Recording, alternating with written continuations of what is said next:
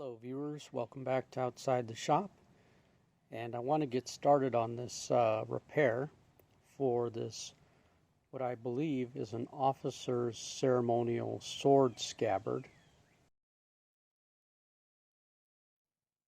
So apparently this was made in England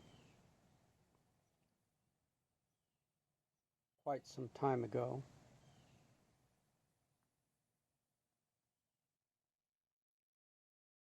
And as you can see, it's seen better days.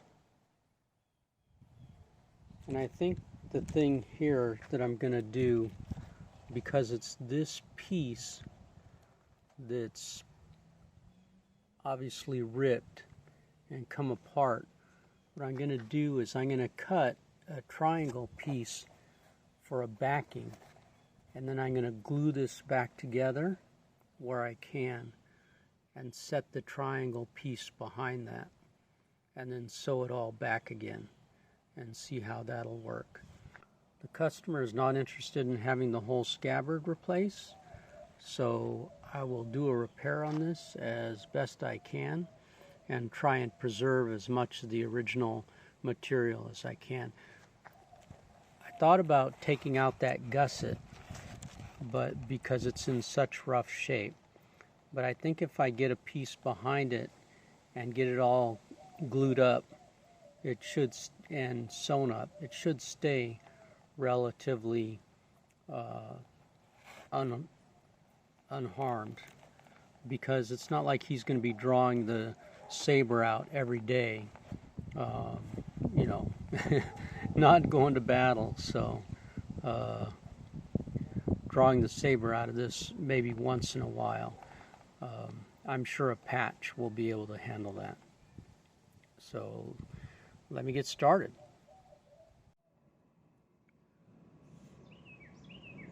So I want this exposed to as little sunlight as possible. Definitely don't want it to get any more destroyed than it already is. And what I've decided to do is put a wood backing against this and then glue these sides together before I put the patch in. Before I put the patch in, I want to get these two pieces to see if they can mate, and I'll let them set like that for a few hours and cure up and get them all glued. And then I'll do the same thing to this part. I'll make my backing, and then I'll sew it, I'll glue the backing to this, and then I'll sew it all up.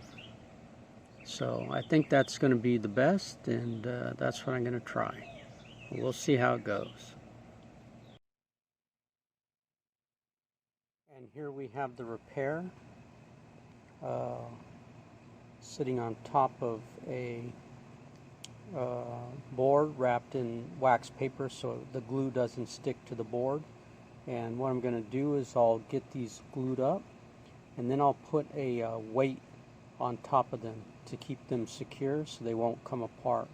And I'll let that cure for a couple hours. Got to check it out because I don't want the sun to get on this too much. It's already destroyed enough, so we'll get that knocked out and I'll show it to you.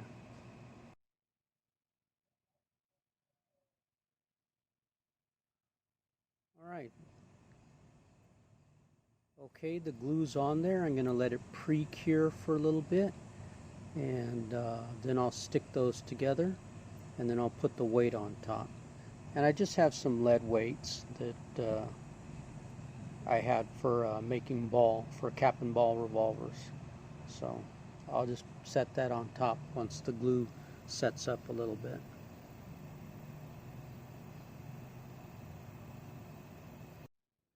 A few minutes later. Yeah.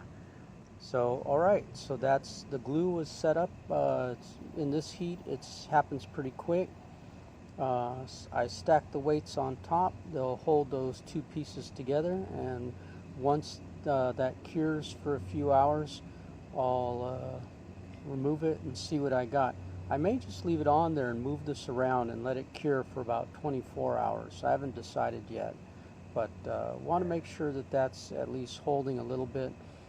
So when I try to get the patch back there, those two pieces don't keep coming undone and moving around. So once I get that cured to the point I want it, then what I'll do is I'll rotate it around to this side and take care of this part that's ripped also. And then I'll get a patch back there and we'll sew it all up the way it's supposed to be. So let's let that do its thing. Yeah, I was gonna skip this. Well, trying to get light on this. The light's it's a little dark in here, and this has been an exercise in patience. I told the guy, since he was a return customer, I would do this as a favor to him. But the leather on this thing is just so far gone. You can see I put the patch behind it because there's nothing there. I was able to, let's see if I can get this light in there. Sorry about the light, but it's just dark in here. I was able to get the patch in there glued to the gusset. And now I'm stitching up the case. But you can see that leather, that's just gone. Right there, it's gone. It's just a miracle I was able to get it stitched up. But in reality, I told the gentleman that, you know, no more things like this. They're just too far gone. And, you know, it's nice to be able to do it for somebody, but the cost, you know, if I was really charging for this, the cost would be astronomical. You're talking about at least $300 to patch this thing and save it, because it's just so far gone. It's just, and it's time, because it's all hand stitched. Look at these holes. All hand stitched holes, punched with an awl, and all this had to be hand punched and the holes matched up. So that's a couple hours. Then today sewing on this has been a couple hours, and it's just tedious back breaking work. My hands are about ready to fall off. I can't even feel my fingers. So because it's just that intense trying to line up the holes, trying to use the awl to make the new holes without, you know, destroying any more of the piece. But yeah, it's unfortunate it happens. Like I said, I'll keep keeping on with this and get it done, hopefully in a way that he'll approve of. But like I said, you know, you just can't save everything. You can't make these things new from old. So how does that saying goes? You can't make a silk purse out of a sow's ear. And that's exactly what this is. It's just falling apart in my fingers.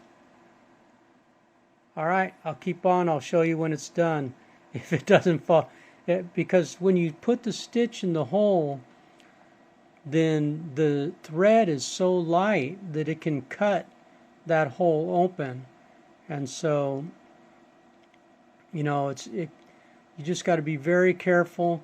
Do 3 or 4 stitches, pull them tight. Do 3 or 4 stitches, pull them tight, and just going like that. And there's got to be about 80 to 100 stitches in here. So, yeah, good times. I'll show y'all when it's all done.